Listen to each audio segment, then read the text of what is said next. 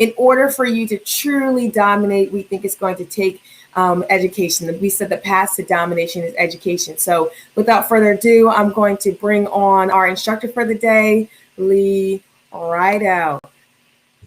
Hey, thank you. Hey, Rachel, how are you doing? Good evening. Good evening, everyone. I hope everyone is well on this evening. Starting to get a little chilly outside, like Rachel said, starting to get a little chilly. So let's make sure we bundle up. Oh, man. So tonight we have a treat. Hey, listen, I'm excited. Tonight we're going to begin to talk about finances. Finances. So let me tell you, we have something great in store on tonight. Two things we're going to really kind of cover tonight. And they're going to talk about these two things. We're going to talk about budgeting, and two, the overall end goal, financial freedom. What does that kind of look like to you? Okay. So without further ado, I'm excited again. Let's go ahead and get started. So as you know, tonight it's going to be very interactive. We will definitely stop. We will give you guys time to answer questions in the chat. I will read them and respond, so we can make sure this is interactive. So here we go. We're hitting the ground running. Tonight's first activity. Listen to this. If you didn't have any financial responsibilities, how would you spend your day? I want to make sure that you put that in the chat. You just type a couple lines. Let me know if you had no financial responsibilities, how would you spend your day? Let's go. I'm excited. I'm thinking about that. I don't owe nobody nothing. Let me think. I'm thinking I'd probably sleep for a while. And okay. I'm in the point where I don't just have no financial responsibility. I got somebody else cooking for me, so I'm gonna have a meal ready for me. I'm gonna go on a nice little walk around my estate and come back. I'll have a meal ready for me. I'll probably do some type of workout. I'm thinking I'd probably write or read next to my lake because I'm gonna have a lake. You know what I mean? Okay. And then, I haven't got much further than that. I feel like that's already such a good day. But probably spend some time with family, loved ones. And then I got to do something productive because I still like to work, Okay. Try to do something. How about yourself? Me, if I had no financial responsibilities, I would try to get some nice rest for my body because I'm going to be up and at 'em all day long. I would probably take a nice long drive someplace, stop off, get something to eat, something that I enjoy eating. I would definitely probably go do a little bit of shopping. I'm not too much of a window shopper. I don't glaze around and look. I just go hit it and go, so I already have in my mind what I want to buy. So, if I had no financial responsibilities, I'll just stop at the first store I see, pick it up and keep going, not have to worry about balancing my checkbook when I get back home. So that's kind of how I would spend my day.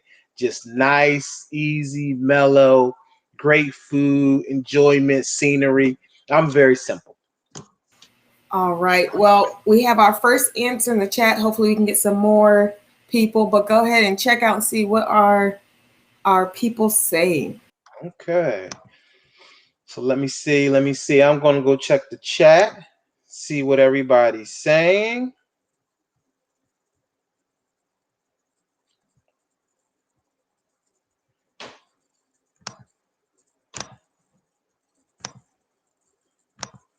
Make sure we don't have no technical difficulties. So right now I'm still trying to see what's in the chat. If you don't mind, Rachel, if you can read me one of them that's in the chat. Sure. On our Facebook, I see I would sleep in, have work flex hours, work out, sleep some more. And then somebody else said they're not sure. On YouTube, somebody said they would be relaxing by the water. That sounds nice. Oh, that's nice. Now, come on. That person that said they're not sure, come on now. Come on. You got to have something in mind. You're not sure what you would do with the day? What do you do now? What do you do now? Someone else said that they would be going with the flow of the day. So I think they're saying, I just go where the day takes me, I suppose. That's very simple. I'm okay with that. That's nice. That's nice. Yes, yes, yes. All right, all right, all right. So now that we've gotten through some of those questions in the chat, we're going to continue to move on. So understanding. With all that being said, how you would kind of lead it. Just look at it like this: a goal without a plan is just a wish.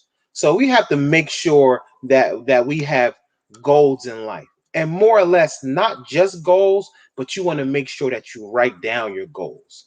The way I view it is that if you don't set up goals, you will pursue anything. So, let's not be those individuals that just go on and, the next best thing, and we're looking for this and we're looking for that. Make sure you kind of set some structure around your life. Structure is very important. I know people don't like to structure, they like to go with the flow. But believe me, if you get a lifestyle built on structure, you will be more diligent, in your overall life. So goals. Let's make sure that we write those goals down each and every day. Next, we'll talk a little bit about finance. What is personal finance? And as you can see here on the screen, when you look at this, when you first look at it, it may look like a whole lot is going on. This, that, you may not understand this wheel altogether. But what it is a personal finance landscape, kind of a wheel of life that we kind of live by. So we will probably be homing in on the spending aspect. Again, we're going to talk about budget and the end goal about financial freedom. And in order to do those type of things, we're going to talk about, spending habits, saving, credit. That's very important. Financial concepts, and all that ties into your career. And also, when you think about finances, you think about financial protection. So, for example, everyone heard of LifeLock, right? There are people out there that may, try to steal your identity and things like that. So that is very important. You want to make sure that as you build your career, as you build spending, as you put in all these goals and things like that, and start to build your life, that is protected. We protect our homes, right? Most people have alarms on their homes, right? So we need to have an internal alarm on our finances. All right. So I'm just wondering which areas people feel more comfortable with, because some people feel real comfortable spending, but then when it comes to financial concepts, they're not as comforting, or they feel real comfortable saving. Some people feel really comfortable saving, but they don't feel comfortable spending. That's sometimes a challenge for some people. They want to keep as much money as possible and they don't ever spend it. So just wondering, can you go ahead and tell us in the chat? I hear my echo. I'm sorry, y'all. What is the area where you feel most comfortable out of the 6 categories? Career, spending. Some people love to work. Career, spending, saving, credit, financial concepts, and protection. Which one do you feel most comfortable with? And which one do you feel most challenging? And I know that at this point you're our money man, Lee, but I'm wondering, when you started on your journey years ago, which one were you most comfortable with and which one did you find more of a challenge? Yeah, great question. When I first started out, most of my comfortability was in the career aspect. I was a person that was trying to build my career. And with that, I kind of knew in the back of my mind that a lot of those other things on the wheel would kind of fall into place for me.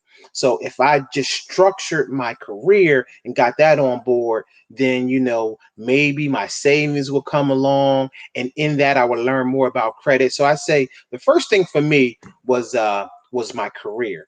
I will tell you, just like everyone, most individuals out there, one of the most challenging aspects was credit. It was not only having credit, but understanding how credit works. And we'll get into that in a later portion. But just for me personally, the top side, The area that I was very comfortable in was my career, and the area that was most challenging for me was definitely credit. All right, so I'm looking for some people to also answer that question in the chat. We don't want to just be talking at you all or having a conversation that you're watching. We want you all to be part of the interaction because I just feel like it is a learning experience that we all want to be involved in. And so as you are looking at this wheel or this landscape, which one are you most comfortable with? Put that in the chat. And which one do you find most challenging? Please put that in the chat. We will give you a moment to respond, and we appreciate your honesty. While they're answering, I think for me, I do feel very comfortable with saving and financial concepts. I actually have more of a challenge with spending. I am one of the people that if I don't have to spend it, I don't want to spend it. I got goals. I want to pay off houses. I want to do stuff with my money. Listen, things might be falling apart a little bit. And I'd be like, listen, it's okay. I'll live. That's not that big a deal. And so sometimes that is one of the more challenging things for me is to know when to spend and how to spend wisely in order to live the life you want. Because at the end of the day, if you die, you saved all your money, you can't take it. Can't take it. Trying to figure that part out can be a little tough. I don't know if maybe we just excuse me. If we don't, I don't know if we have a delay, but we got one answer so far, which is spending is where I was the most confident. They're the opposite of me, and saving was the area of challenge. Okay, not bad at all. Not bad at all. A lot of people have a challenge in saving. You know, we go about our day, we work our 9 to 5s, we pay all our bills, and then when you look up, hey, it's like almost like nothing's there, right? So savings definitely can be a challenge. I can see where that is definitely a challenge. But we'll work through that. Don't worry, we'll definitely work through that. And I will tell you this, Rachel, okay, so you said spending, huh? All right. Spend. All right. I like that. So again, as we discussed earlier, we will definitely be interactive. So here we go again. Here's another interactive piece for those that are on live. Again, we thank you for tuning in to PHM EDU, where we're talking about budgeting, but also end goal financial freedom, because we want to do what? We want to dominate. We hear that word all the time. That's what we live by, PHM, dominate. So with that being said, I have something for you. So let's read this. Sandra makes $5,000 a month. Woo, that's good money. Huh? That's good money. That's good money. That's real good money. Some of us make a whole lot of money, and we have a whole lot of expenses to go along with it. So as you can see here, Sandra has bills that add up to about $3,800. So she should have about $1,200 left over after everything is paid. My question to you tonight is, what would you suggest that she do with the $1,200? And not only just her, just put yourself in her shoes. Ask yourself, if this was you, what would you do? So go ahead, type us a couple lines in the chat. Let us know how you're feeling. What would you do with the $1,200? What would you suggest? Well, it looks like she's doing something with it because she's always out of money. So I think she's don't know always out. She's always out of money. Where's her money going? I'm just thinking for myself, $1,200 to just work with. I paid all my bills and I got $1,200. I should have. That's what I keep saying. I should have $1,200.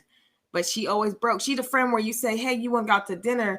And she'd be like, nah, I ain't got no money. Sitting there like, Sandra, you got a good job. I'm thinking about what you said earlier, because you were talking about how you said that career was the thing you're most comfortable with. And somebody else in the chat said that too. They said they're really comfortable with career. And I think that's a lot of people. They think career is the end all be all. If they get a good enough job and they make enough money, they're all good. But I mean, she's making good money, because if you're bringing home $5,000, right, that means she's bringing home $60,000 a year, which means that's after taxes. So she's making some good money, and she's always out of it. So I'm just wondering where is her money going, and what's going on if she's making such good money? And that's a great question. I tell you what, with $1,200 left over, you know what? You fall somewhere on that wheel that we talked about. You have $1,200. So what do you do? Is it savings? So we know that in order to even get to this point, right, it must be career related, right? So like you said, she must have a great job, bringing home great money. So let's X out the career, right? She's doing good there, but now you have $1,200. Where does it go? Are we talking about, does it go on the wheel as it relates to savings? Does it go on the wheel as it relates to, hey, I'm going to spend some of that? Do you take some of that $1,200 and now say, I'm going to protect my finances?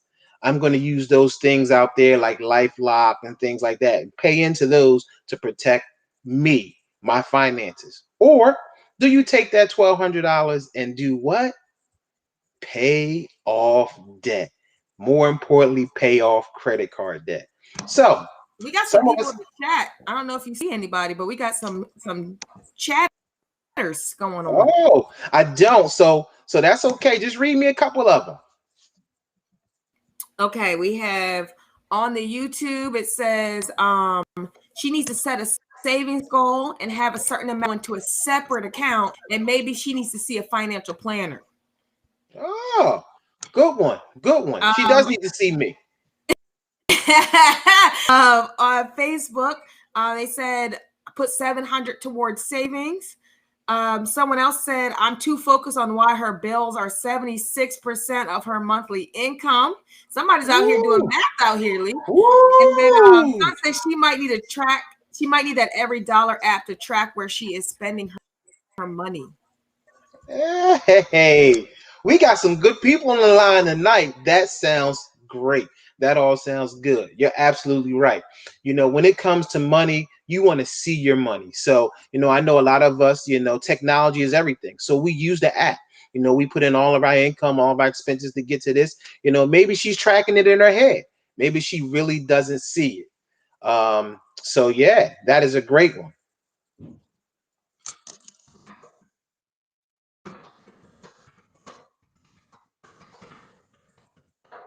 So let me ask you, better yet,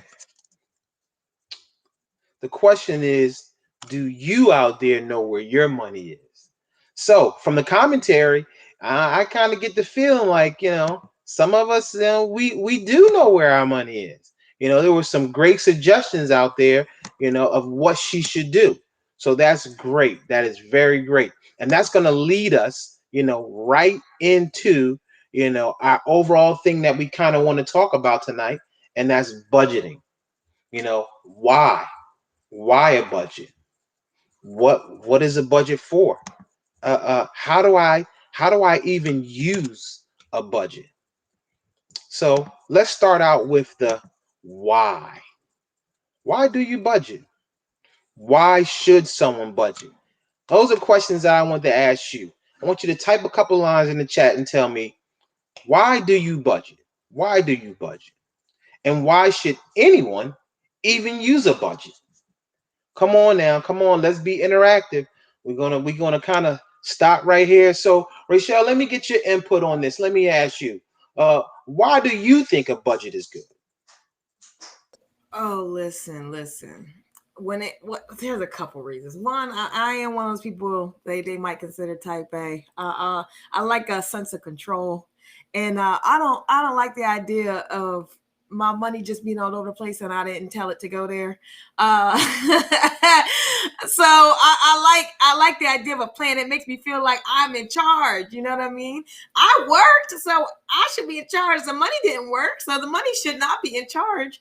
So there's that aspect. I also, when I was younger, I'm the type of person who I listen to people who are where I want to go, and people who have money, they said that they budgeted. So if you got money and I want to have money, I kind of listen to what you're saying, unless you know it's illegal schemes and foolery.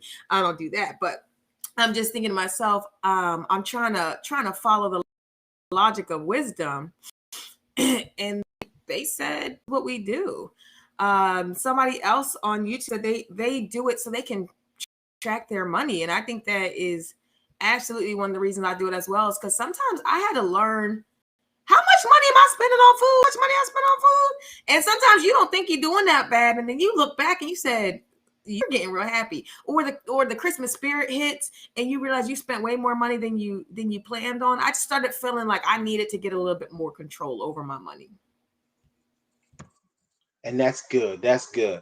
You know what? I want us all to have that mindset of, having total control over our finances. Because sometimes I will tell you this, we do get happy with our money. We think we may have a little bit this month and we got a little bit left over, but not planning for the future. And that's what that budget will do for you. That budget will bring you back to reality quick. If you kind of work it and you kind of look at it, it'll bring you back to reality quick. So you might be doing good a little bit right now, but then something hits and now you're like, So again, Rachel, I thank you for giving us your insight on why you think you need a budget. Are there any answers in the chat? What are people putting in the chat saying, why you need a budget? We just got one response so far, and they said to track their money. Okay. All right. So they track their money. So that's good. So now what we're gonna go into is we're gonna go right into the real why of a budget. So as you can see here, a budget really is just a construction. It's just a roadmap. It's a guideline as it relates to your finances. It gives you that clear vision and goal when you set up a budget. So I know that, a lot of people who are not finance individuals, they're like, a budget. Wow. A budget is kind of scary. I don't know about that. A budget is kind of scary. I don't like that. But the thing is that guess what? There are several different types of budgets. So the two that I'm going to talk about this evening is a cash budget. And mainly what a cash budget is a cash budget. It's very flexible. It's normally used for, from a household perspective, your household budget. And then you kind of have what is called an operating budget, which is more stringent. It's less flexible. And most businesses, of course, you hear business. Of course, businesses have a budget, so they operate on that operating budget, which pretty much has no give. But a cash budget, your household budget, it has that flexibility. It has that give in it. So let's continue on. And again, let's think about this.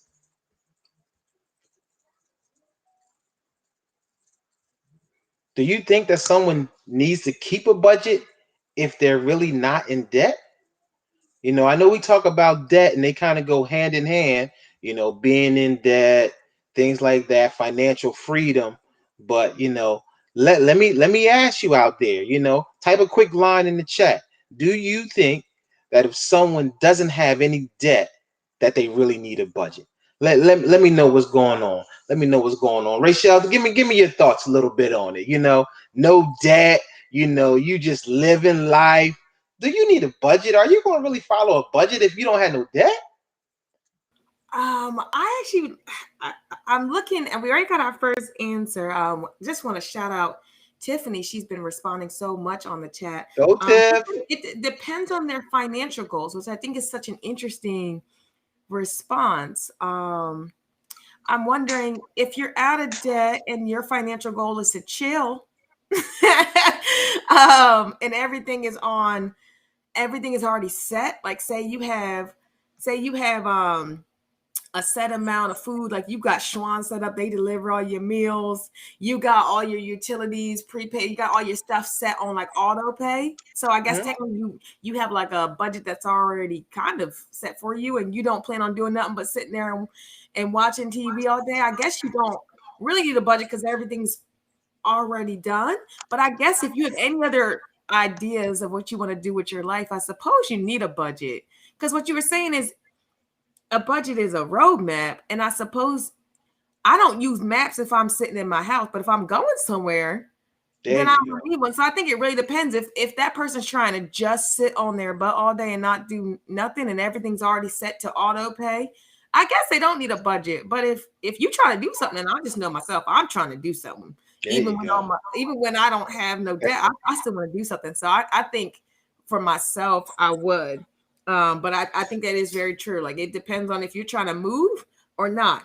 I have in YouTube, it says, yes, that actually might be part of why they don't have debt. So I think they're trying to say, don't let up on what you were doing, because that's probably what got you there. Absolutely. Someone said, if you have a plan. There we go. I'm wondering if they're saying if you have a plan, keep a budget, or you don't need a budget if you don't have a plan. I'm not sure. So feel free to clarify that one for me. Absolutely. So remember, if you're meeting your financial goals, should you make new goals? That's a question from the chat. There we go. So I was going to say this. Here's my mindset on that, is that although you may not be in debt, I recommend that you still have a budget in place. Because remember, we first started talking about, before we even jumped into budgeting, what did we say? The very first thing we came on tonight, we said goals. You set goals, right? And although as you set goals, right, to go along with your budget, when you reach those goals, what do? Now you rewrite and you set a new set of goals. We're always trying to go higher and higher and higher. Dominate doesn't come up when you reach that first tier, that first level. No, you got to keep on going. So let me put it into simplicity. Think about it like this. Let's say a lucrative business, right? That business, they set a budget for the year, right? And then they may meet those expectations, just meet them, or some businesses may really strive and go above and beyond the budget that they set. Okay. Do you think that company or that business is not in debt, right? They're making good money. Do you think the next year they just say, hey, we did so good last year, we're not going to do a budget?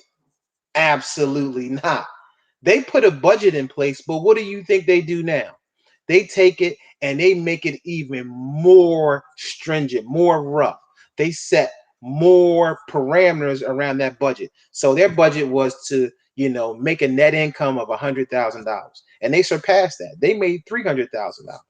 And what they'll start to do is they'll start to really dive in and say, hey, we put a budget in place to gain $100,000, but we made $300,000. How did that happen? And when they understand that, and they only understand that through the budget, they only understand it through the budget, because what businesses and personally what you'll do is you'll take a look at, okay, I budgeted for this, but I actually spent this. So I'm on the plus side.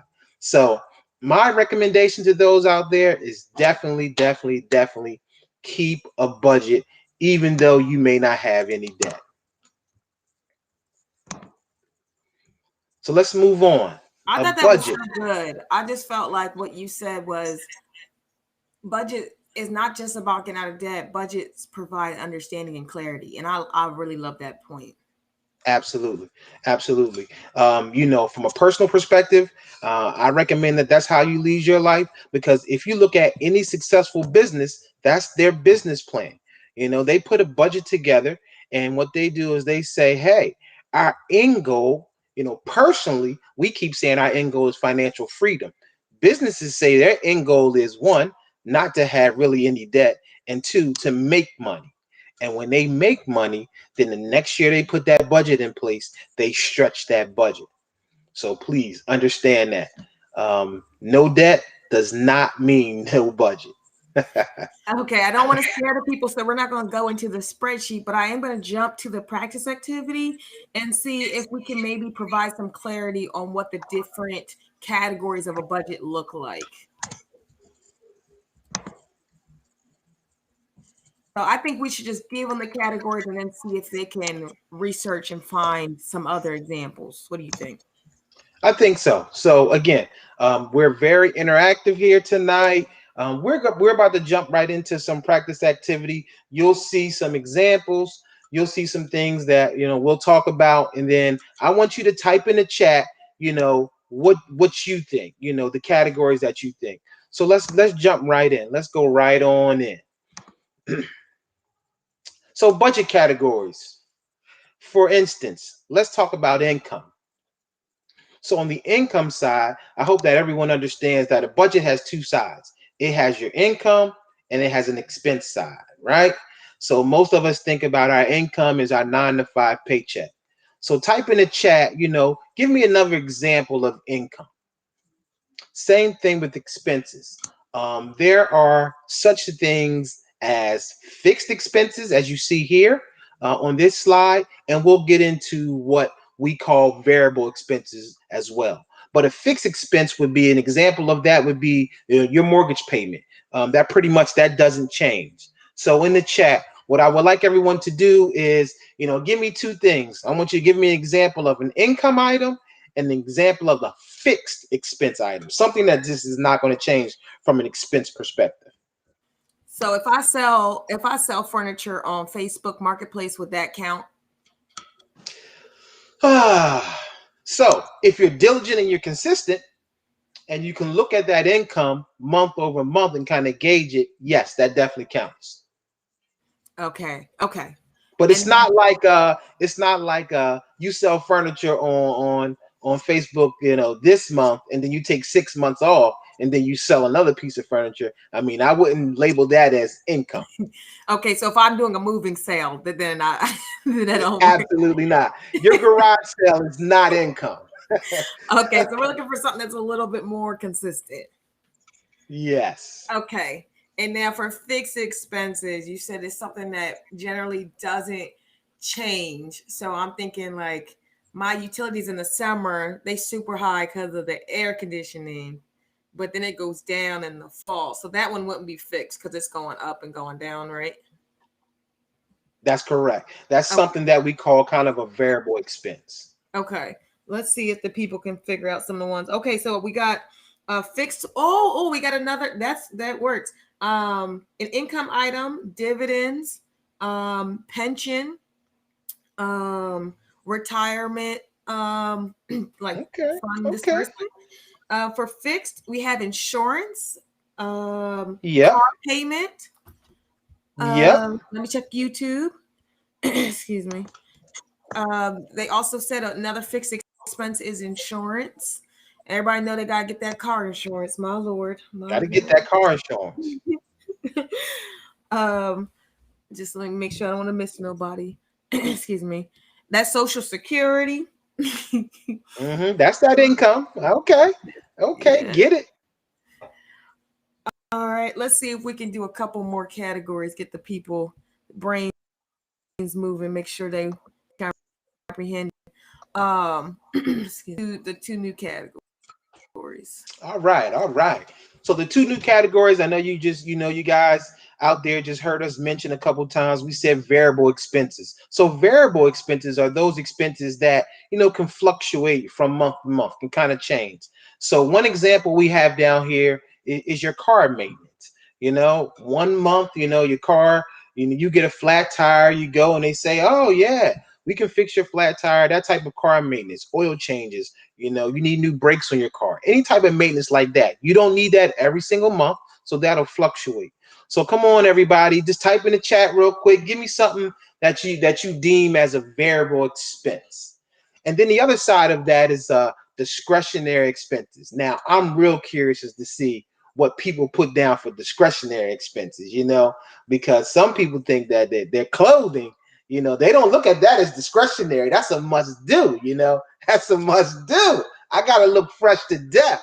So in my book, The clothing, of course, you need that, right? But it all depends, do you really need that Michael Kors bag? I mean, come on, let's go. Do you need those new Jordans? Discretionary. So come on, y'all, let's get those fingers working. Type in the chat. Let me know about discretionary expenses. Give me some examples. Discretionary is such a big word. What's another word maybe for discretionary, just so we have clarity? Optional, we kind of can go there a little bit. I told you that this budget is very flexible. Your household budget is flexible.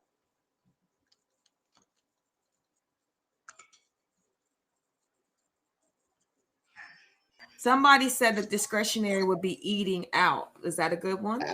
Absolutely. What if they can't cook, and is it necessary? Yeah, right. Absolutely.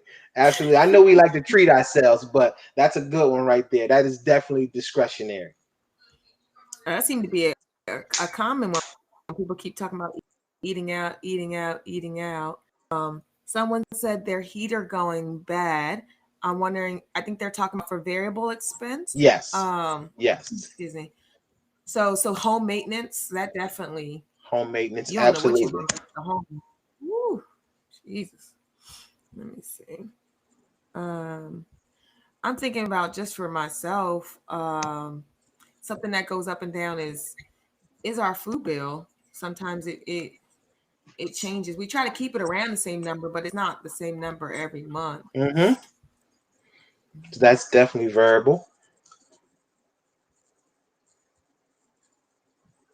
Someone said their mani-pedi is discretionary. Absolutely.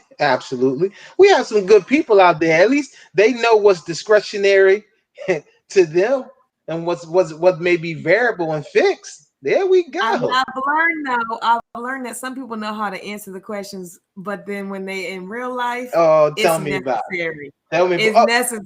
Hey. Discretionary becomes necessary. Don't let the cat out the bag. We'll get to that. Don't worry. We'll get to that. I've heard people say I have a standard of living. Okay. Does your standard of living match your goals? That's what I always ask people.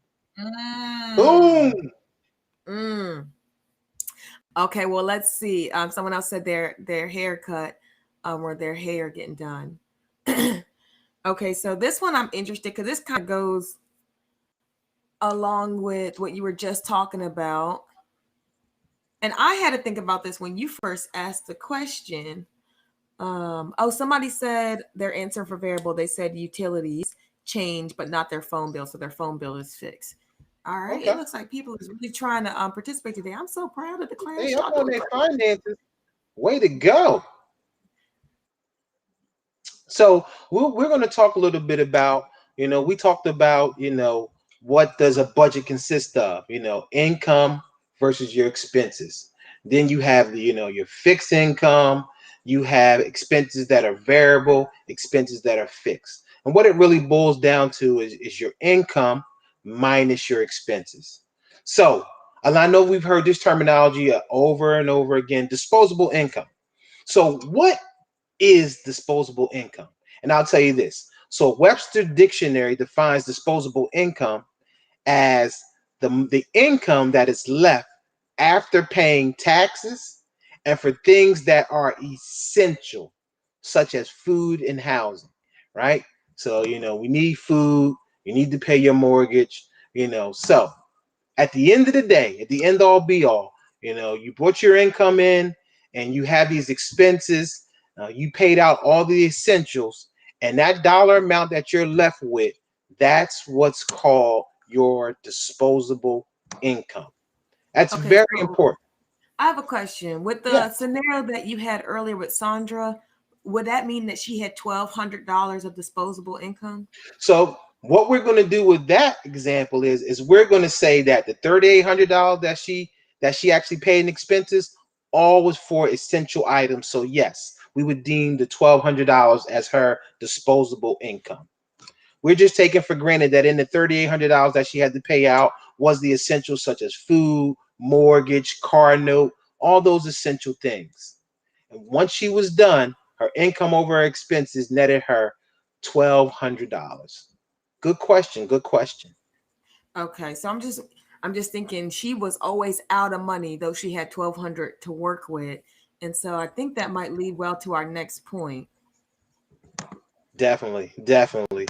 Sometimes we lead a life, and some of us, hey, we have budgets in place. We know what our total income is. We know what our total expenses is, and just like Sandra, we end up with this lump sum of money, but we don't know where it is.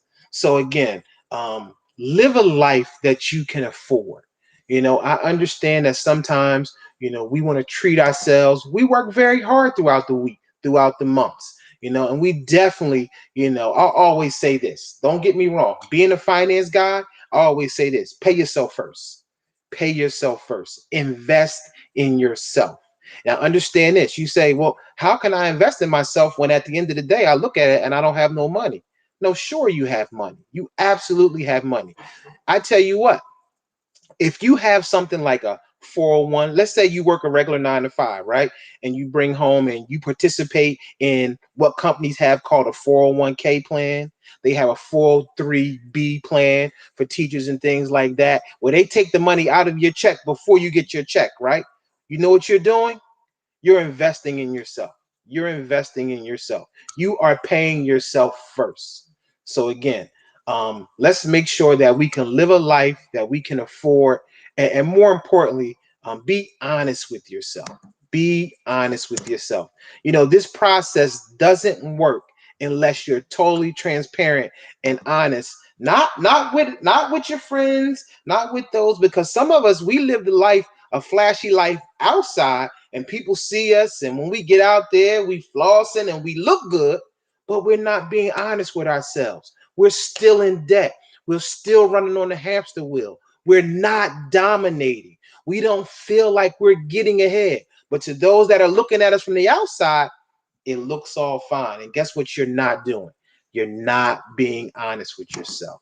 So let's continue to move on for this evening. And again, I keep telling you guys, hey, we're having fun tonight. I continue to be excited.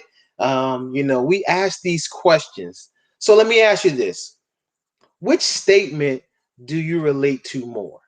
And when you look out here, getting out of debt and not having to work if you don't want to, that's statement number one. Or do you relate to statement number two?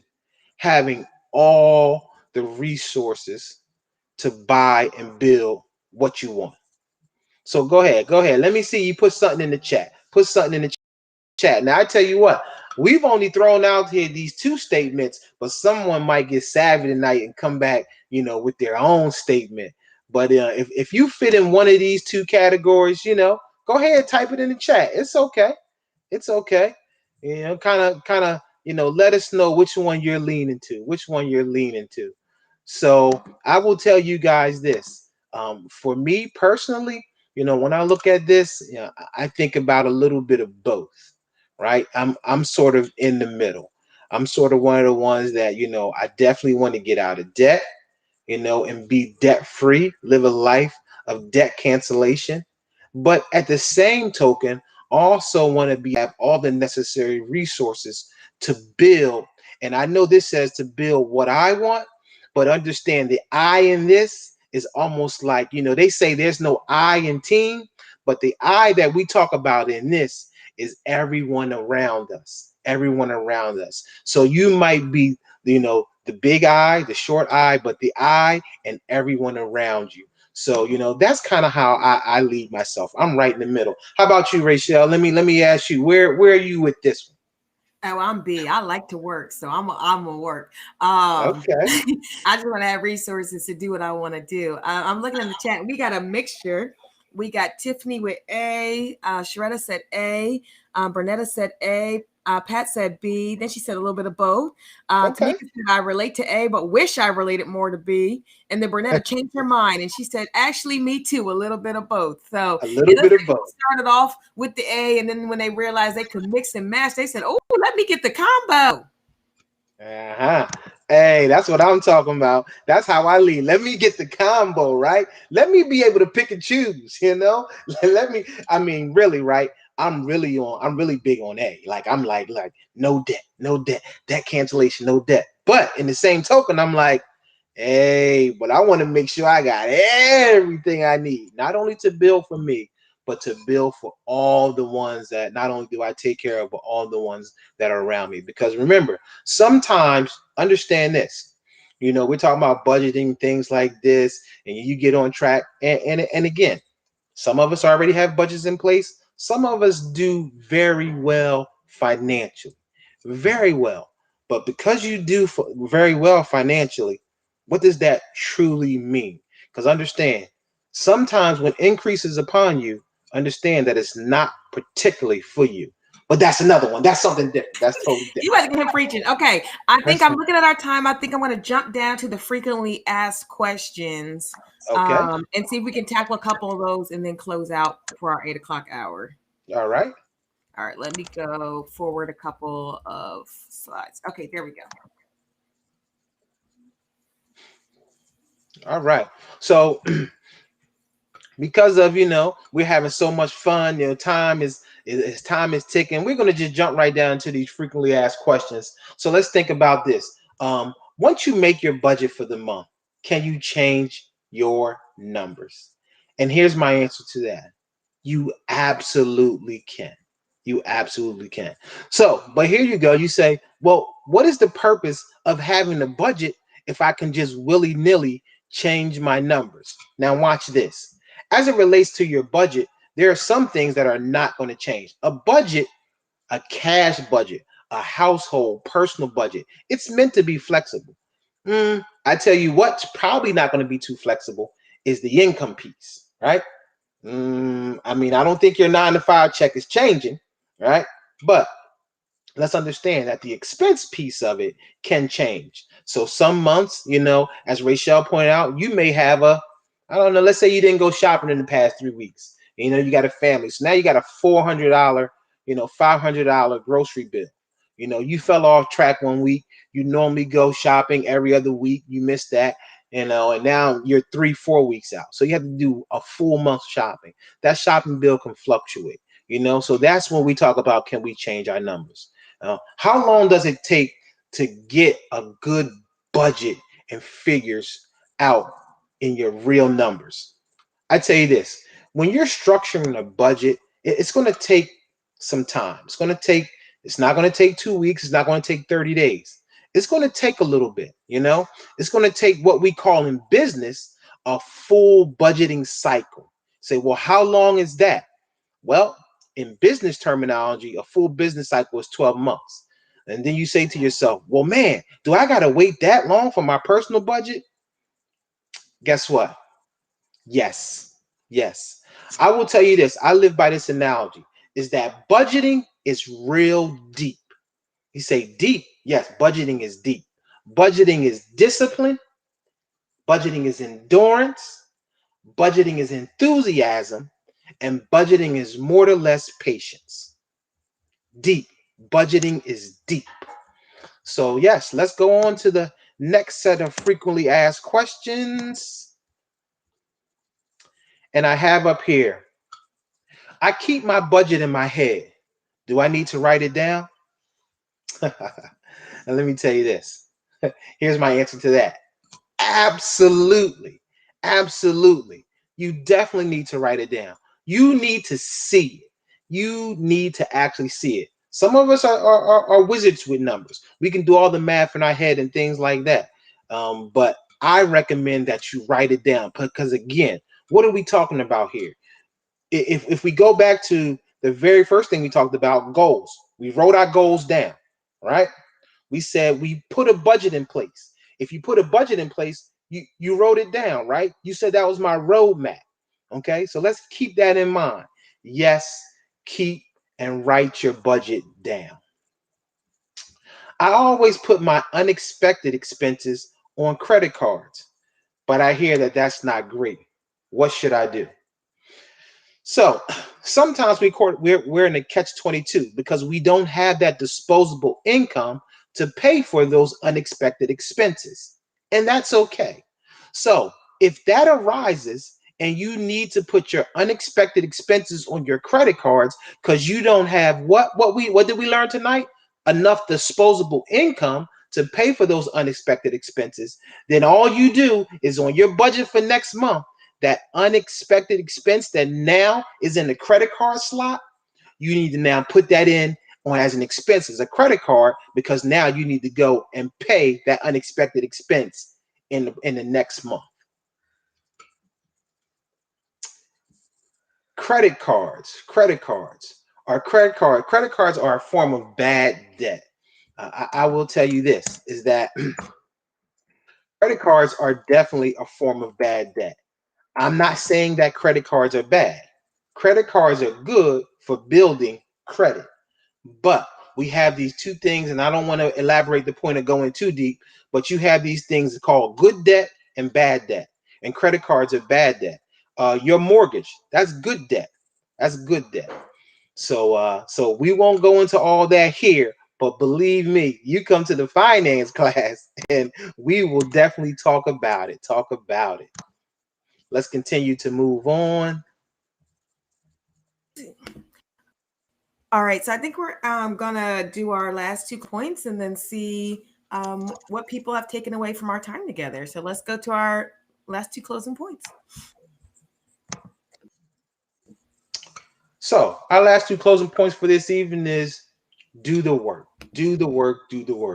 You need to be 110% honest and committed to the process. If this is something you want to ontake and you put a budget together, one, you have to be totally honest with yourself and make sure you're committed to the process. Next, financial freedom. When we talked about our end goal, we started out and said we're going to talk about an overview of a budget, and the end goal was going to be financial freedom. Financial freedom, know this, that financial freedom is bigger than you. Financial freedom is about leaving a legacy. We strive to be successful in life and to make a whole bunch of income. But even if you make a whole bunch of income and you don't have any debt, are you setting up your legacy? So understand, financial freedom, when we talk about that, let's think about dominating, preparing for the future, and leaving a legacy. So with that being said, my friends, we had an amazing time tonight. I hope that you enjoyed this overview. And that's what it was. It was an overview. As you can see, in an hour's time, we're excited about finances. So if we're excited to hear about finances, you can imagine what the class is going to be like. Oh, I can't wait. So in closing, let's go. This is the last activity for the evening. Just write in the chat. What is a takeaway from our time tonight? We spent some time together. We engaged. I want to thank you guys for tuning in and coming in tonight, kind of seeing what the finances was all about. But just go ahead, type a couple lines in the chat and let us know. What's your takeaway from our time together tonight? Again, I really appreciate you. Thank you. I have a question about, can you say the deep thing again? Because I really like that. Absolutely. So anybody asks us, they say, hey, budgeting is tough. And I say, not only is it tough, budgeting is deep. What is it? It's discipline, endurance, enthusiasm, and last but not least, patience. Budgeting is deep. Finances are deep.